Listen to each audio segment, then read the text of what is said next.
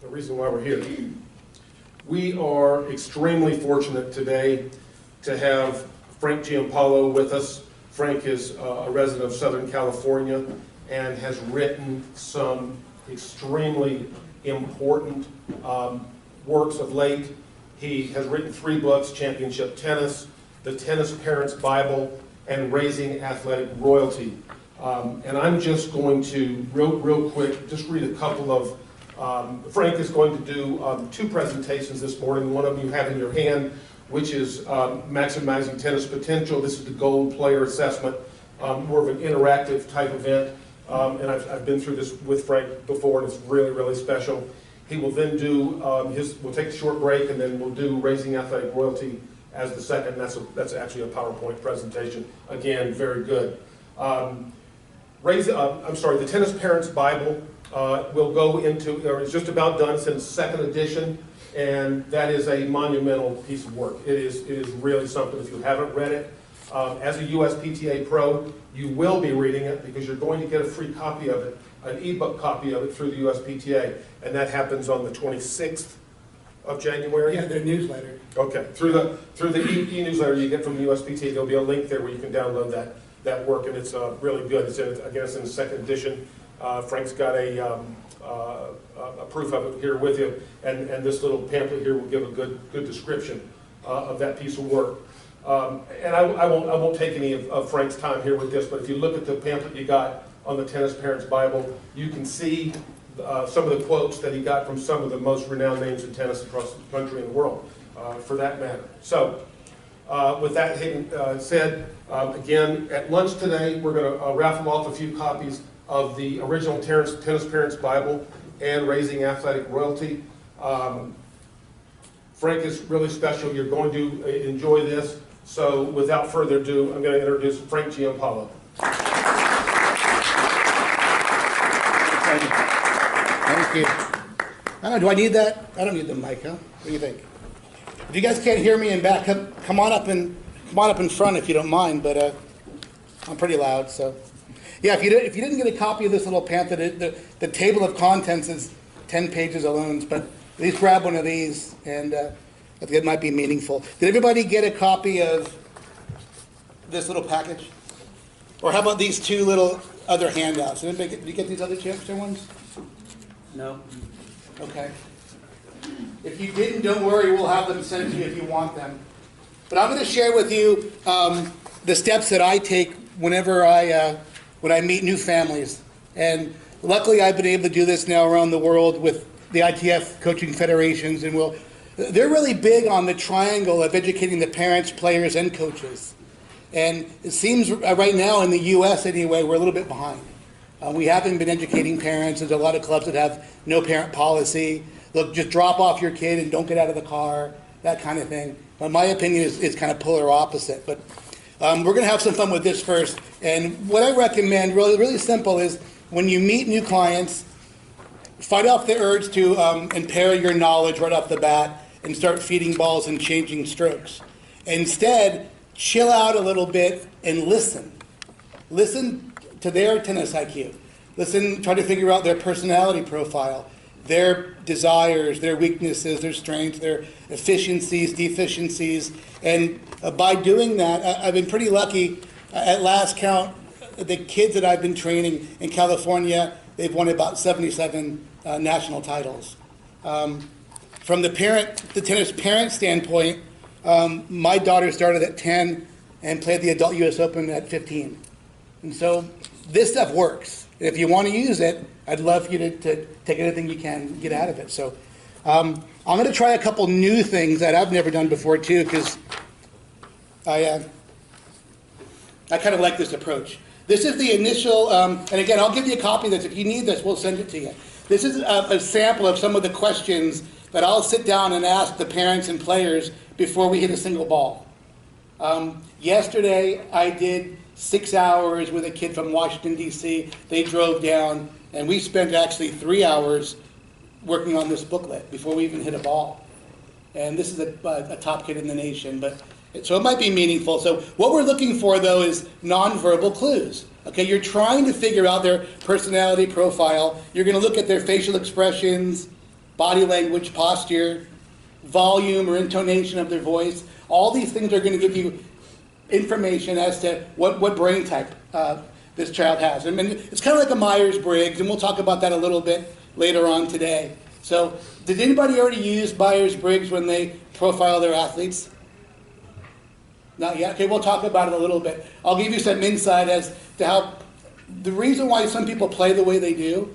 Some are natural counter punchers, retrievers, moonball pushers. Some are crazy, reckless net rushers. Is because they're wired like that. And if you can easily figure out how they're wired, and then you can do something really cool. You can maximize their potential at a quicker rate. If you're training them to play a style that opposes their personality, you're in trouble right off the bat. So we're going to kind of talk about that a little bit. Let's go through some of these questions that I use often. So this is even yesterday, but what division are you playing is a good question for the kid. Do you have a club, sectional, national, or ITF ranking? And we use these also for adult tennis lessons. I think it's important. It's important to understand, too, even if you're teaching adults in a total beginning class, not every beginner is the same. We had an adult beginning class with one of my assistant coaches in California. One gal was an accountant. She was in her mid-40s. She's never played a sport in her life. The very next girl next to her won the Olympic gold in swimming. Two very different athletic backgrounds, right? And they're both in the beginning class. So it's important. We want to figure that out before you start feeding balls. So tell me about your athletic history. I would ask the child that and ask the parents that. The fun thing, too, about this whole session is the parents almost always have opposing opinions. So the child will say, yeah, man, I'm great at that. And the parent right behind is going, so you get opposing things, but it's kind of cool to see. Tell me about your tennis entourage. We want the children to be talking because we're trying to figure out during their little speeches here, do they have off-court trainers, mental emotional trainers, technical teachers? Do they have maybe high school or college hitters? Are they in academies? What's their entourage? Obviously with that is what are their goals? A kid that comes and says, man, I just want to play high school JV. I'm happy. Right? That's different than a kid that says, I want to play D1 college. So it's a whole different pathway, right? You guys with me so far? What's your current weekly training regimen? And for me, it's really important, though. It's like the school methodology. When we have these kids go to school, they go to math for an hour, science, English for an hour. They come to the tennis court, though, to practice, and often coaches, what we do on accident is we only work on primary strokes.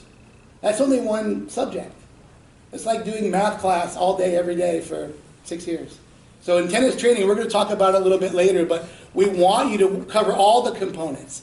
So work on primary strokes, secondary strokes, that's big, mental, emotional. And from my side, there's a big difference between mental and emotional.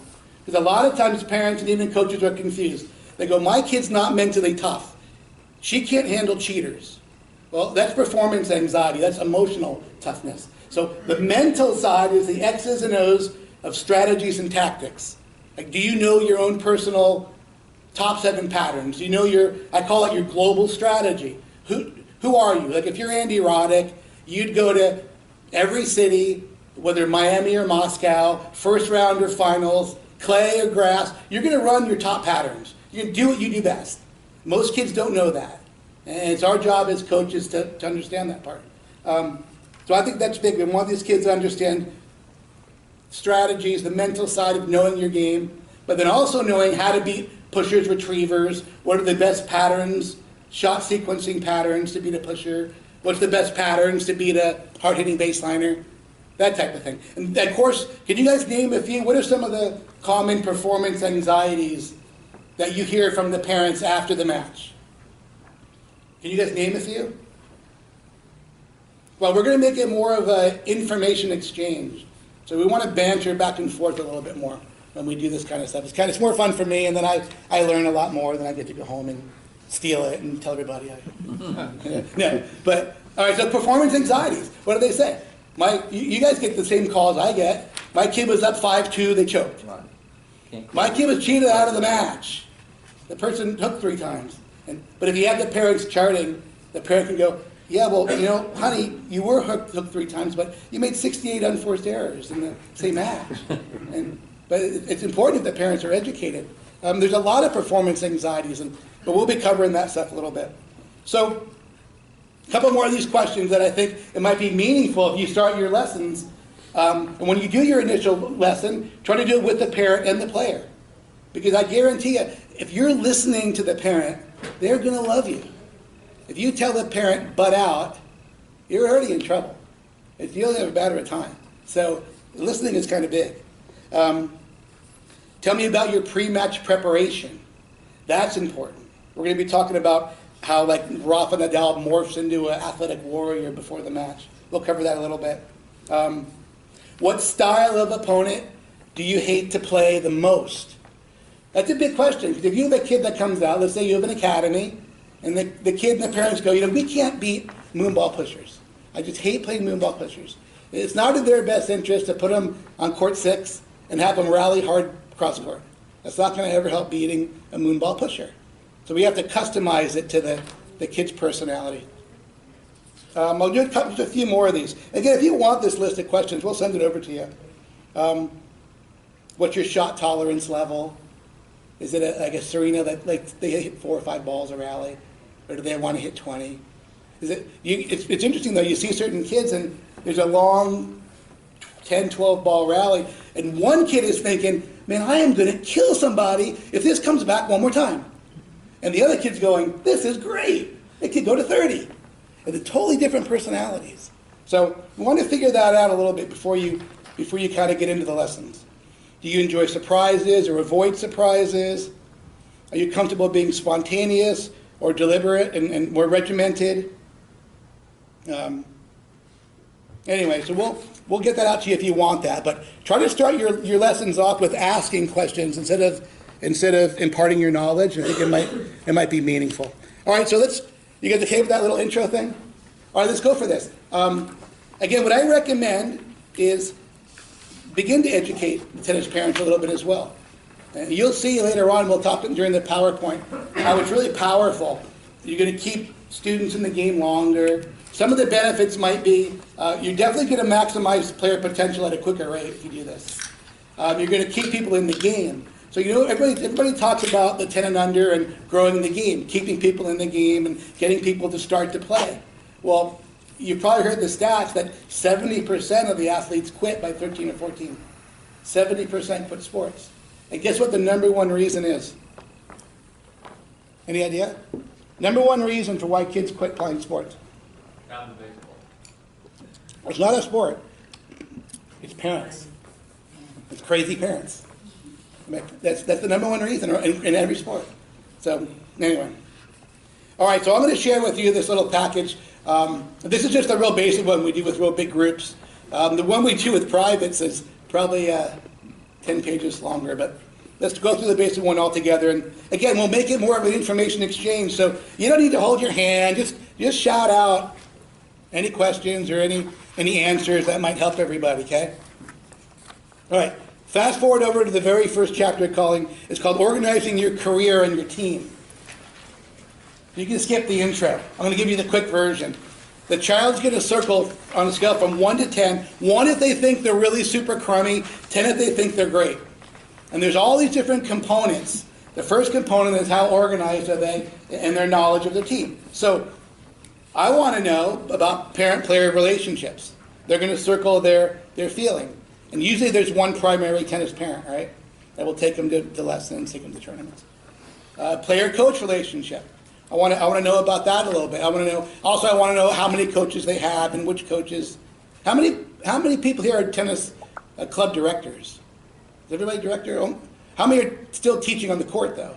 Teachers. Okay, cool. Any teachers and parents? Oh yeah. God bless you. Yeah. How was it so far being a coach and a parent? I can't stay out of the parenting part of it and let my wife handle that. Okay. So she does the tennis parenting and you do the coaching? No, he makes me leave. During the lessons or the matches? Lessons. Okay. All right, let's go through. So why do you make your wife leave? Get Starbucks? She's coaching on the sideline the whole time. Okay, so she's, all right, that's a good point. So in sports science, they call it channel capacity. The human brain can't solve two complicated tasks at once. So why you're not allowed to text and drive. Too complicated. So maybe, it could be this happens a lot with different parents, but it's all in the best intentions. But the coach is trying to teach, for example, the ball toss on the serve. And the parent on the side is yelling things like, he's not bending his knees. You know, and the other kid's so confused, they don't get anything out of the... So, typical. Who else is a tennis parent? Parent, right? Did you a parent? Yeah? Oh, yeah. All right, tell me about any dramas or traumas. Well, I find, like, I have 2 kids, and they're, one's the polar opposite of the other. Okay. One's always much more open, one is more questioning what used to always question. So he's already doing personality profiling. He has 2 kids opposing personalities, yeah? That's interesting. Yeah. Sometimes you get twins and they're wired opposite. So what were some of any tough issues with having the, you can't train them the same, right? No, absolutely not. Mm-hmm. As a parent or as a coach, it was much easier with the child who was always more open.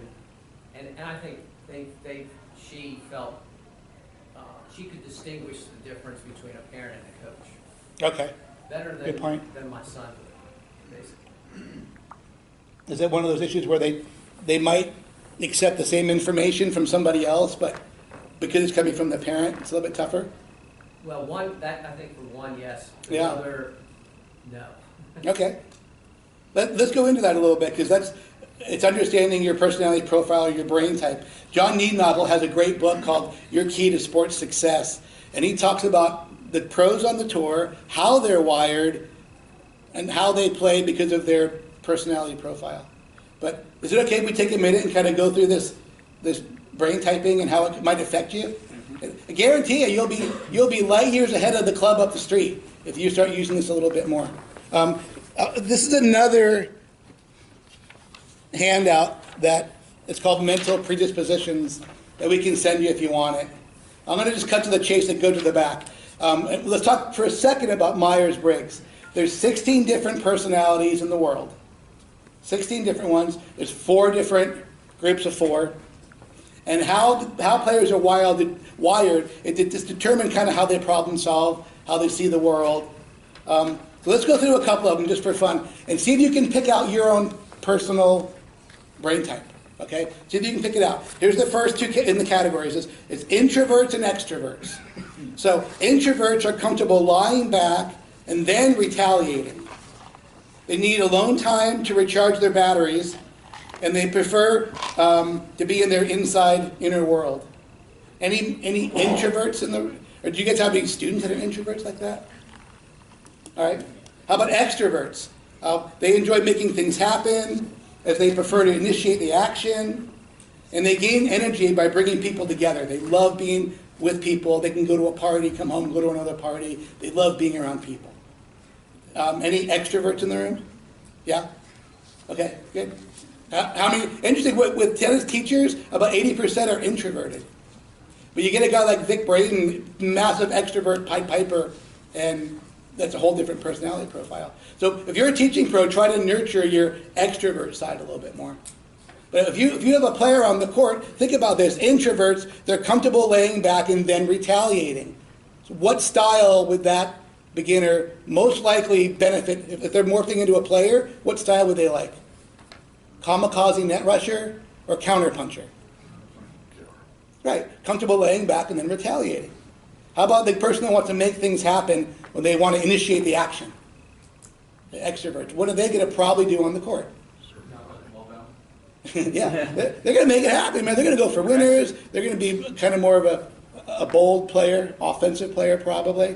So guess what? You don't need to see a kid hit strokes. I can brain type a player, talk to them, and pretty much tell you that they all have the same efficiencies and deficiencies based on their personality.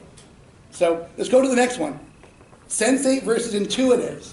Sensates, they're people that prefer to collect all the data and facts before they make a decision. These are like the young kids that when they want to buy their first car, They're going to Google everything from the cylinders, the color, the type of radio, the size of the tires. Now, intuitive people are opposite. They kind of trust their gut instincts. They like to do first and analyze second. So if they're buying a car, they're going to go, man, I like that in silver. I'm getting one of those. They don't even care if there's a place for gas. That's cool. I'm getting it silver. Do you guys, how many people are more sensates in the room? They prefer getting all the facts before they make a decision. S's? All right, intuitive people. They like to do it first and then think about it later as they're... All right, so go through that. If you're teaching the game of doubles, which personality profile... Remember, they want to collect the data first before they make a decision. And the other one's going to kind of be do first, think about. Who's going to be better at poaching? Naturally. Intuitives, right? Intuitives go, man, I'm going. I'm going. I got a feeling that person's choking. I'm going.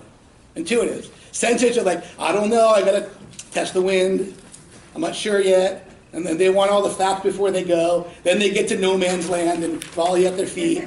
So you got to train sensates different than intuitives. That's all I'm saying. So I challenge you guys, think, go a little bit deeper. And the key is you want to get into their world. So this is one of the biggest statements. Don't pull your students into your world the way you think. That's a mistake. Try to figure out the way they think. Get into their world, okay? All right, you guys okay so far? All right, 2 more categories. Thinkers versus feelers. Thinkers, they make their decisions through objective logic, and they impersonalize the situation. It's thinkers. They don't get caught up in the emotion. Feelers are a little bit opposite. They're in tune to the emotional climate of the room. They can walk into the room and go, who's fighting? What's wrong? Feelers are very sensitive to that stuff. Which player, thinker or feelers, is going to have a lot of trouble dealing with gamesmanship at the competitive level? What do you think? Yeah. Feelers, right? Feelers. Thinkers will impersonalize the situation. Thinkers are great with just dropping their racket and going to get a line judge. Feelers are like, man, I don't know why they're doing this to me.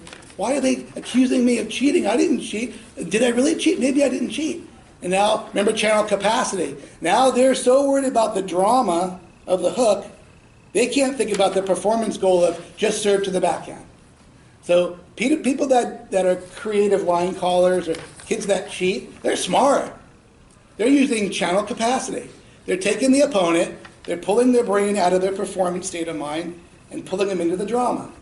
And now the kid that's getting cheated, they're gone for 3 games because they can't stand it. You get it? How many people in the room are thinkers versus feelers?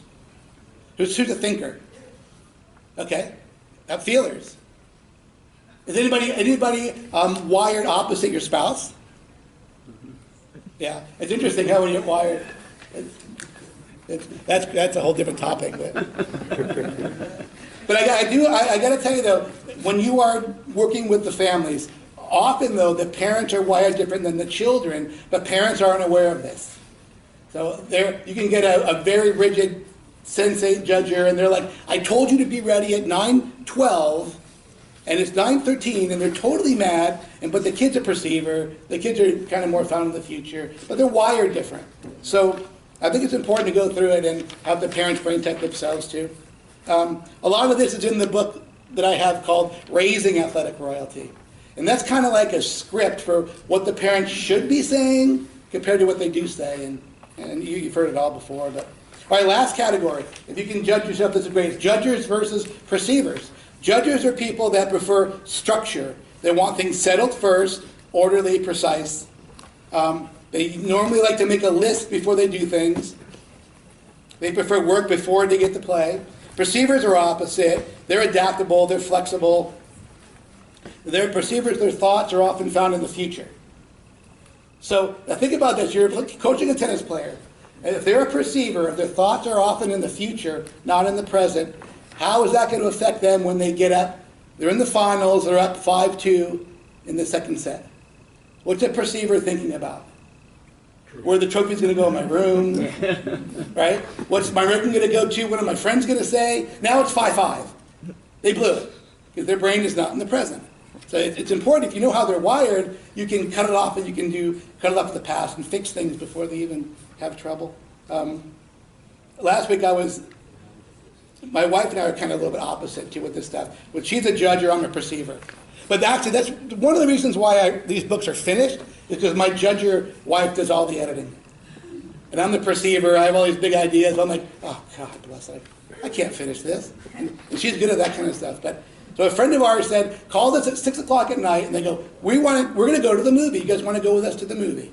Right? And my wife goes, wait, let me look at the calendar. How about the second Tuesday of the month at 6 o'clock? And then they ask me, they go, when do you want to go to the movie? They call it 6, and they go, at 7. And I go, okay, I'll get my coat. I'm a perceiver. I'll get my coat. I go, okay, just go. I can adapt and be flexible. But some judges cannot be flexible at all. So you want to know that about parents too, because judger parents really wig out when they go to a tournament, and the tournament's supposed to start at 10 a.m. And now the tournament director says, we're running a little late. We're going to start at 11:30. Judges freak out. What do you mean 11:30? What kind of business are you running? And they go kind of nuts with it. So anyway, have some fun with that. And let's keep on going with this little booklet. Understanding, besides your brain type, by the way, is your body type. And you guys that have been coaching for years, you get it. They're fine motor skill dominant people. You can see players that are, if they're wired from their elbow down to their fingertips, they're very fast with their hands. And their hands are their greatest blessing and greatest curse. They can hit spectacular winners, but then when they play against moonball pushers and the ball comes in 2 speeds, it comes slow and slower. Now they don't know when to roll the wrist. And they lose to pushers, but they can play against hard hitters because they get that rhythm that they really prefer. They like the rhythm. So fine motor skill people are different. Gross motor skill people like to use the larger muscle groups. And gross motor skill people are usually found behind the court more, and fine motor skill usually like the net more. How many players here, when you used to play, were more fine motor skill dominant? Good hands. Yeah. How about the opposite? Calm, quiet hands. Yeah. Chris Everett, right? That's a good example of the whole calm. If you look at the Williams sisters, Serena is more gross motor skill than Venus. Venus is really fine motor skill. You'll see Venus falling over sometimes on shots, but she can get her hands to the right place. She's a little bit different body type. And the question though, does that affect how you train them? What do you think? Absolutely. Last couple of things. We want our players, and even the family, we want them to organize their game styles. So when they go into a tournament, for example, they can say, well, my A plan is I'm a hard-hitting baseliner. B, I'm going to counter punch, stay back, keep balls in play. C, I'm going to be a drop shot artist, or I'm going to be a net rusher. We want them to know what they do best, first, second, and third, and have multiple game plans. So when you guys are actually running clinics, try to have your players play matches against good people and use their A plan. But have them play matches against weaker people, but use their B or C plans. You get it? It's really important they develop B or C. So I'll give you a personal story about B or C. When my daughter Sarah played the US Open, at 15, she played Barbara Ratner, who was 30 years old, 80 in the world. And Sarah was, I think, 258 in the world because she got a lot of wild cards from the USTA. It really did help a lot. But anyway, Barbara gets into the first round match. Barbara comes out, hard-hitting baseliner. Sarah goes up 6-4. So we're thinking, man, she can win a set at the US Open. This is incredible. This is great. So Sarah wins the first set. Second set, Sarah's up 4-1. Barbara gets up, comes out during the changeover, starts to do serve and volley, chip and charge, go in on everything. Sarah is already kicking her butt there all the way up to 4-1 with that style. And then Barbara Ratner comes out at 4-1 in the second set, if I remember now. Barbara comes out and begins a moonball push at 4-1 in the second set. So in front of 2,000 people, every ball is as high as the lights, and my daughter Sarah yells, "I hate pushers." And Barbara goes, "What?" And guess what Barbara did the rest of the second set? Moonball push. She won 6-4. Guess what Barbara did the whole third set? Moonball push. So Barbara won, I still remember, $15,800 for that one match. Because she was classy enough to be good at 3 different styles. So, and that's part of your plan too when you're developing kids that want to be competitive. That they understand that they have to be good at more than one style. Does that make sense? Okay. spotting opponent styles, and completing your daily. We'll do some weekly planners at the end here, but spotting the opponent styles. When you get to go to tournaments, do you guys go to tournaments with your players? Yeah, most. Sometimes. How often do you? Yeah, it's hard, isn't it? It's hard to take a day off work to go and then it's funny, you go and you go to like the 9 o'clock match, and then all of a sudden the kid that plays at 12, their parents see you, right? They're like, oh, this is so great, you're here. My kid plays it. Next thing you know, it's 9 o'clock at night. You miss another family dinner, right? It's tough, but anyway, when you go to tournaments, try to educate the younger kids to spot styles. Like, look down the row of tournament play. And your players should be able to go, that's a hard-hitting baseliner, retriever, net rusher. And try to get them to spot styles, so then they can run the appropriate patterns later. Okay. You all right with that stuff? Let's keep going. Match day preparation. This is real important too, so we're going to talk about it a little bit today. I use this a lot with educating tennis parents because honestly, we're not there. Guess who's warming up the player? Guess who's morphing the player into the warrior? It's the parent. And if the parent is uninformed, man, they can sabotage everything good you did in the past month. They can blow it in 10 minutes if they don't know what to say. So it's important. So I'm going to cover this as what I use, and you guys can adapt it if you like. The equipment preparation. You want to make sure that the junior players are preparing all their equipment. We don't want the parents to be, you remember the term helicopter parents? They do everything for the kid. They pack the bags, carry the bags, cut their salad. That kid is doomed if you have a helicopter parent. Pre-match visualization. Proper warm-ups. We're going to talk about that in a minute. Scouting of the opponent. Let's cover that just for a second. We'll move on to the next chapter. Typical parents scout opponents like this. They go, say it again? Hey, are you seeing though, that's what's amazing, a lot of coaches are seeing this here, how these kids and parents are training. For example, the kids are training the parents what to do to become helicopters. And for example, a lot of the competitions, what you just said, man, that kid's never going to mount, he's going to be a punk because mom and dad carrying the bags, cutting the salad. And all of a sudden, this same kid is just balling in the third set, pulls matches out and going. And my philosophy just totally screwed up. Was like, but what reality is, the kid's got the parent trained. You're going to carry my bag. You'll keep carrying for the next 10 or 12 years. Yeah. And they're gutsy players because they're smart and they train the parents versus the parents training the kids. But they can't handle competition, right? They get into the match with strangers and they fall apart, right? But they can control their parents. Is that what What I'm saying is these same kids are now some of these top kids in the nation. Yeah. And they're just, wow, I thought it was going to be a punk because we all learned that, now don't cut salad for them, but they are. But these are you agree with this? Or you so my question though is, would they have maximized potential faster if they learned how to solve their own problems? Sometimes we take the long road instead of the shortest road. You know what I mean by that? And so that could be an example of that. I think it's all customized to the individual, but I do see that a lot though, where the parents allow the kids. Then it gets almost abusive, right? Like I said, get my salad, and you're like, what the? Yeah, I mean, I've honestly just seen it and traveling a little bit and going. Yeah. I can't tell the difference between the kid and the dad. But they look the same. Okay, but exactly what's one of the reasons why we want to do tennis parent education, though. Right? It's important. You think about the life skill once the kid now goes to college. They're toast, right? Or even gets a job later. And so what we're looking for really, we're using all these tools for life skills, right? And you want to build character. Because here's, in my opinion, the bottom line is, and I think you're right on, by the way, because I won't name names, but I have kids that I've taught that are now top 30 in the world right now that were just like that, where they control their parents at the younger age. But really, though, what we're trying to do, that's an exception to the rule. But the rule really is we want to develop the process, right? The process, that gets the results. And what develops the process is life skills. Time management, resiliency, things like that, right? Anyway, so let's go back to this thing about scouting the opponent.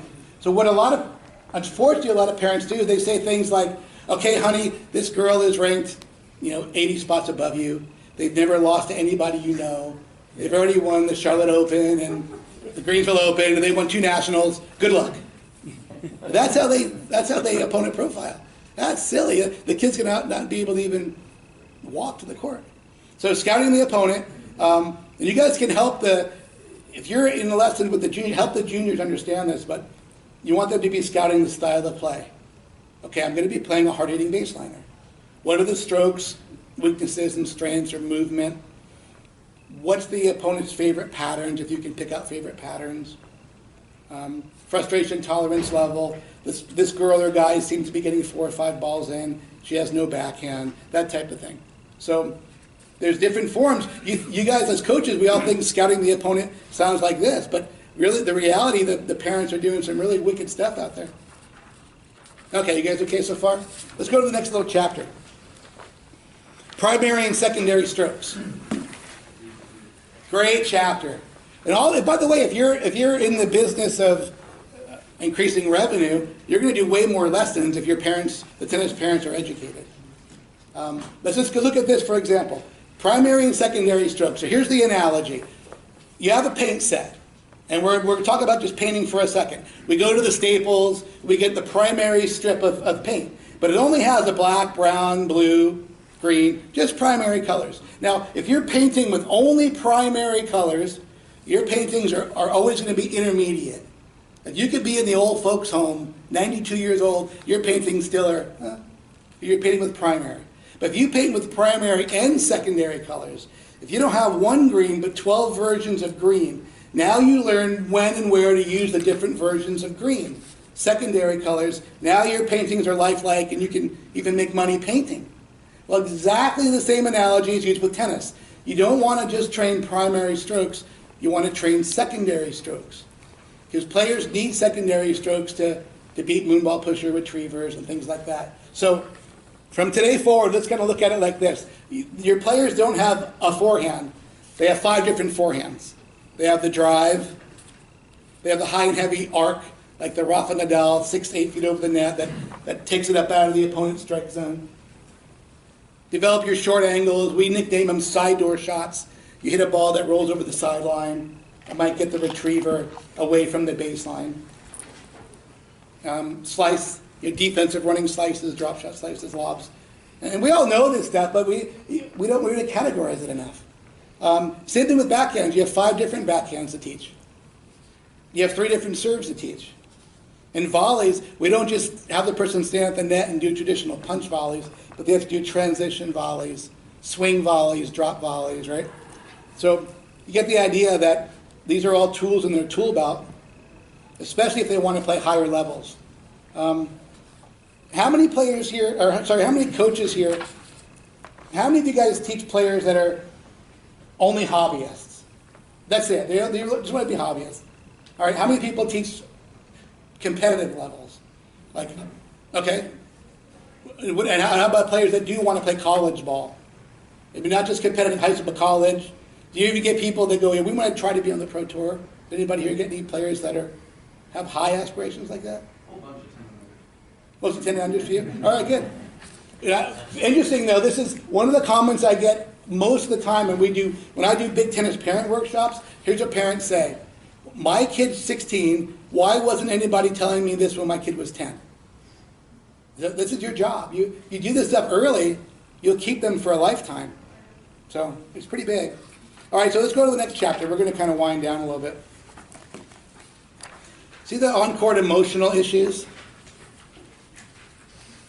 Have the players go through 1 to 10, and obviously you want to design your own version of this. You can improve upon this thing, in my opinion. But almost all of these emotional issues, like mistake management and not having a plan, or designing patterns, handling gamesmanship, your mind wandering, your focus, it's all solved by having better between-point rituals, or changeover rituals. So really spend some time designing between-point rituals, how they get over the last point, how they plan the next point's patterns, how they walk up and then kind of relaxation rituals, right?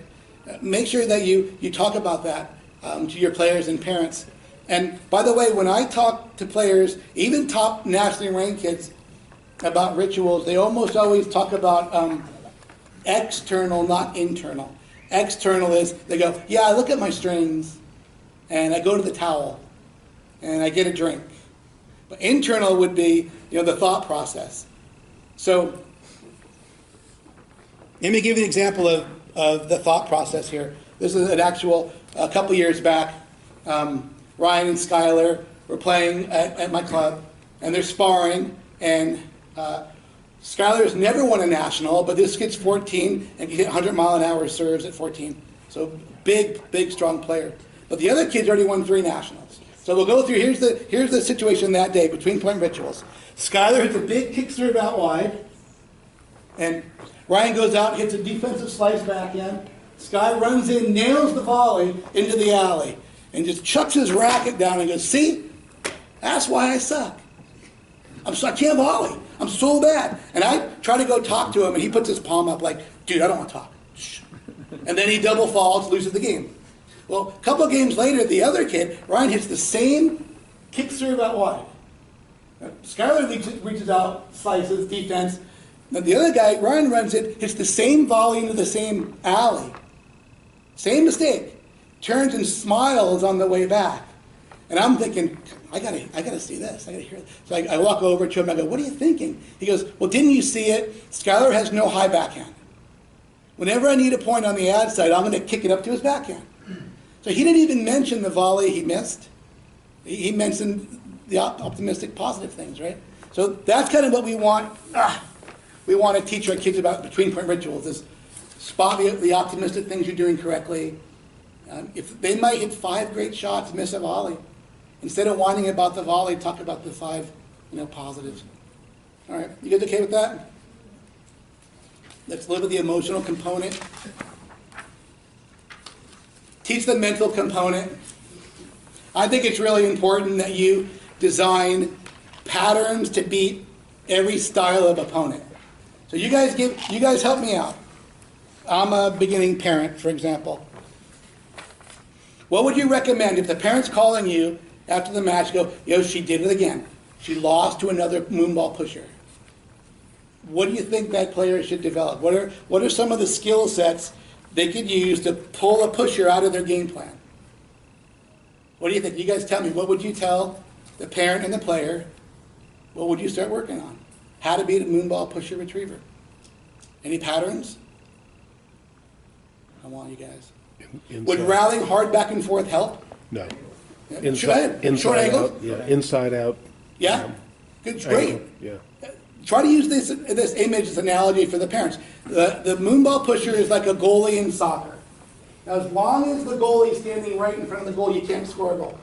But if you roll your short angles to the side and get this goalie away from the goal, now you can score your goals. Hit behind the run or whatever. That's big. Moonball approach shots to swing volleys. That's big. Develop your drop shots. Usually remember one of the weakest shots with a really great retriever, the weakest shot they have is their second serve. So they usually put a second serve in, 50 miles an hour. You know what side of the court it's coming to. And guess what they do after they do the second serve? Check out my footwork. Here's a great retriever. They serve, they push back, they go, ready. Let's moonball. But if you have drop shots, you're in shape. But that brings us back to secondary strokes. You remember primary, secondary? If you ain't got secondary strokes, you're not going to beat a moonball pusher. Unless you're a better moonball pusher than they are. Then you just pack a lunch. And you tell the parents, just pick her up in about 4 hours. That's okay. It goes to the statement, imitation is the greatest form of flattery. Yeah, right. But I mean, how often do we actually go and train to be the moonball pusher? We keep making the statement, but at some point you had to go train to be Well, the that's moonball absolutely. pusher. And if I had a player that comes to me and they say, my kid can't be the moonball pusher, I would ask them to, if they're at elementary school, I would say hire a high school player, ask them to role play, give them $15 an hour, and make them be the most annoying moonball pusher ever. And then our player would have to run those patterns. If they're already in high school and they're good, you want to maybe hire a college player to spar. You get it? What you just said is because usually a moonball pusher doesn't want to go play the same moonball pusher. Yeah, true. Because then they go, you're supposed to be trying to drop shot, you're supposed to be trying to aim, you're supposed to be trying to rush the net. That's a good point. And but that's also why sometimes it doesn't work if you're asking another junior to spar. Because you know another junior pushes in tournaments. And you go play against the junior, but the parents say, look, work on your drives today, don't push. And then they don't. So, but yeah, that's a great idea with the whole mental side. Tell me, what are some of the things you want to be able to get your students to do if they're losing to hard-hitting baseliners? What do they need to do? What's some great tactical, mental, tactic strategies? What was it? Go talk to the pusher. Yeah. Start your own Moonball Pusher Academy where everybody goes. One thing you can do in the changeover, sometimes you just make a simple statement like, you're playing great tennis today. I've never played someone so well. All right, So so someone starts thinking about how good they're hitting the ball that day and go down. so you're doing reverse psychology to the opponent, right? It's more of a Yeah, that's good head games right there. yeah, head games, exactly. Here's some things to work on the practice court would be mix up the spin speed trajectories. Because hard-hitting baseliners like the same ball speed at waist level, 70 miles an hour right there. And now you give them high and heavy, 50 miles an hour, slice low below their knees. And like we were talking about last night, you got to change things up. You got to mix it up sometimes against people that are hard hitters. So you want to find out their deficiencies and what they don't like. We know hard hitters don't like high and heavy. I was doing a workshop in Barcelona, Spain. They have a drill, it's called How to Beat the Americans. The whole drill is don't hit low and hard because Americans just stand there and they just crush it back and forth all day on the practice court. They can do this all day. But go high and heavy, push them back, put the ball up here. Us as Americans, we give them a short ball and they run in, ahee! Kill the winner. But they're smart. They're not giving us the ball we like to hit, right? How about net rushers? Your student is losing to net rushers all the time. What are some of the things they might want to do to beat net rushers? Lob. Yeah, have a good lob. Yeah. Keep balls deep, because if you're hitting short, right? Keep first serves in at a slower speed, because if you're hitting second serves, that's their ticket to the net. Right? There's tactical, mental things you can do against every style to diffuse. How about like jump the ball low at their feet when they're coming in, instead of trying to crush a winner on the very first ball? Right there at the chest. Yeah. The other hits back fist, hits him in the mouth. He has all the tricks. Like if you can't beat him, just give him the fuzz sandwich and they're toast. All right, come on, let's go. A couple more. We're going to take a break in a sec, but especially during the second half, you guys, we need some more live interaction. And even the people that are sitting in back, if you come sit in front, it'll help. I don't have to scream so much. Who are the extroverts in the room? Extroverts. Okay, cool. Benefits of physical training. One of the things that I find more often than not is that kids need to be better athletes, especially the younger kids. My opinion, if a kid wants to be a top Division I player, when they're age 8 to 15, they should be doing like 4 hours a week, tennis-specific off-court, doing their cardio, speed, agility, med balls, not even hitting balls, not even tennis balls at all. That's a huge part. But from an extrovert standpoint, can you read out the following list, the top 10 benefits of being fit? Why being fit's going to help? Increased confidence, elevate physical energy, enhance endurance, reduce fatigue and soreness. Sorry, intimidation factor. My glasses are dark. Intimidation factor. Okay, right on the money. You all understand, we all get it, especially if you used to play a lot. These are big, these are important. But we need to educate the parents as to why it's so important. And do you guys have an off-court tennis-specific station in your academy or as part of your program? Or they're just working on being a better athlete? That's meaningful if you can do that, add that to your club's resume. For the parents and players that don't believe you that being fit is important, I have them do this reality check. So the bottom line is if they're going to get into, let's say, a big 64 draw tournament, maybe they're going to even qualify for the Easter Bowl in a couple months. Well, if they're going to win the Easter Bowl in a one-week tournament, they're going to play about 15 sets of singles, 8 sets of doubles in 5 days. Okay, so honestly, when was the last time your players played 15 sets in 1 week? Never. They don't. They like play like 1 set, 2 sets a week, maybe if we're lucky, right? But that's big. We want to give this reality to the parents that, man, your kid has to be in shape. Otherwise, their batteries are going to be drained by the 3rd match. And this is why a lot of our players lose by the 3rd round. They're not physically fit enough. So when you go to tournaments, check this out. Next time you go, you see 10 times more antics by the 2nd or 3rd day.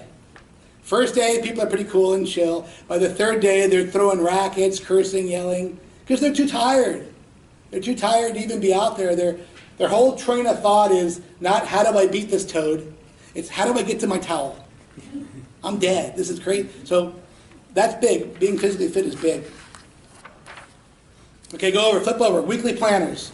Try to use this. And then again, it's customizing. I really encourage you guys. This is important for me, but don't pull all of the players into the same mode of training. Customize it. Remember we talked about the school methodology? And there's like math, science, English. We'll cover that again a little bit later, but here's your components in tennis. Off-court in the gym, off-court cardio, primary strokes, secondary strokes, pattern development, completing practice matches, video analysis, watching one. What I would encourage is have the parents videotape one match a tournament. They book a private lesson with you, and you sit in your office and you watch the match with the player. And we'll go through later on today, we'll talk about all the things you can pick up in the art of winning if you're watching video. So that helps a lot. With this weekly planner, think this through. What are most of your players doing? Which component are they doing most of the time?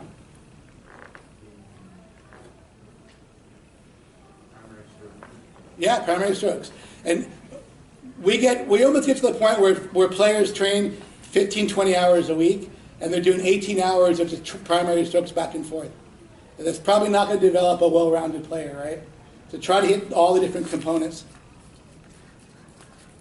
All right, we'll do one more thing, then I think we're good to take a break, right? All right, last thing. Top 7 patterns. I'll give you a quick story. About 15 years ago, it's funny, 15 years ago, I took these 2 groups. Sam Querrey was in the group, a girl named Vanya King, who won the Wimbledon and US Open 2010 doubles. She's in the Australian Open again this year. They were in this group too, but we did a really interesting study. I realized that for the first 15 years of teaching, I blew it. I probably ruined so many kids. It's amazing.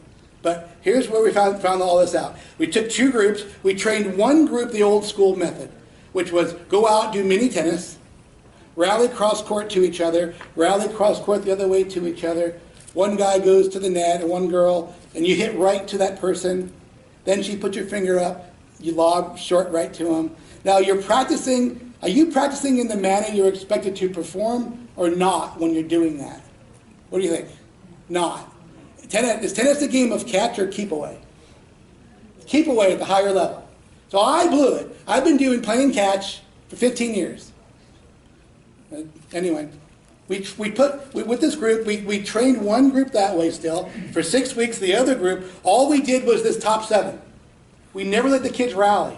They had to play their top service patterns to the deuce, top service patterns to the ad side. And remember, with all the tennis studies, even in pro tennis, the average point is about 4 hits. Right? I think it was 50-60% of every point ends by the 3rd or 4th hit. So it's all about serve patterns, return patterns, top rally patterns, net rushing patterns. Let me have a volunteer. Somebody raise your hand to volunteer. We're going to talk about your top patterns. Who used to play a lot? College ball? Yeah? Okay, so let's go through. When you were playing, what was your top serving pattern to the deuce side? Kick down the middle. All right, so kick to the backhand. Yeah. And then what would you do with the next shot, next groundie? Or volley, if you were serving volley. Yeah, I like the volley. All right, so serving volley. Yeah, So you'd come and hit would you go back to the backhand, like a double backhand? depends on the shot. Okay. Well, Agassi would call that the double backhand pattern. I was doing stats with Vic Braden about 15 years ago with Roddick, and Andre Agassi served to the backhand and hit to the backhand. It was like 89% of the time. He didn't want to hit. And that's pattern play, right? How about serving to the ad side? Did you have a favorite ad side? Same thing. All right. More of a twist, kick them out real wide. You kick them out wide, come in, probably knock up a volley. Yeah, we always love the certain volley stuff. I took some top players to the Indian Wells tournament.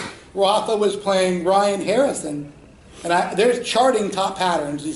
These juniors, I'm trying to get the juniors to the point where they're not just running patterns, but they can spot the opponent's patterns, because obviously it's meaningful to know what they're going to do.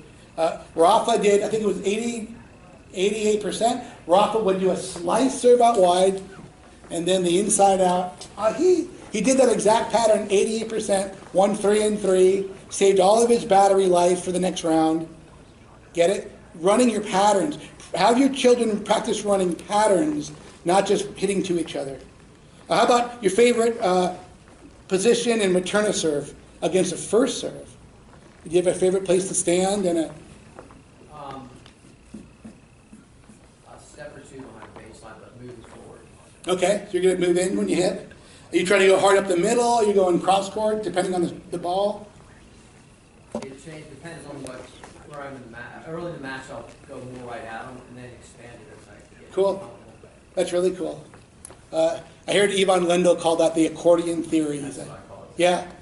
You guys all hear that? It's pretty cool. When you're not used to the person's ball speed or spin, keep balls in the middle. As you get used to their game, you can now start going wider to the corners. That's big, I think. How many times do we get our young guns and they're trying to crush the line, the first ball of the match? How about top rally patterns? How do you get somebody vulnerable? Yeah, do you have yours? Yeah, we'll do a couple more with. Rally, yeah. You guys know the Spanish way. I like hitting heavy cross-court topspin to the backhand that look for the forehand. Okay, good. The same as the Spanish way. And top net rushing pattern? You have a top net rushing? Are you chip and charge? Some girls nowadays like moonball approach to swing volley more. I like chip and charge any way I can. Okay, yeah. So here's something meaningful. Have your players design their top 7 patterns. Have them practice running their top 7 patterns. And then encourage them when they're in a match. You know how matches go like in tipping points where it could sway either way? Encourage your players to run their top patterns. Do what they do best under stress on the big points. I'm even talking about game points, like add in, add outs. Add in, add outs, do what you do best. And all your kids, the matches that they lost 6-4, they're going to win 6-4. Just by running their patterns. So get it? That's your top 7. Okay, I think that's good for this half, don't you think? All right.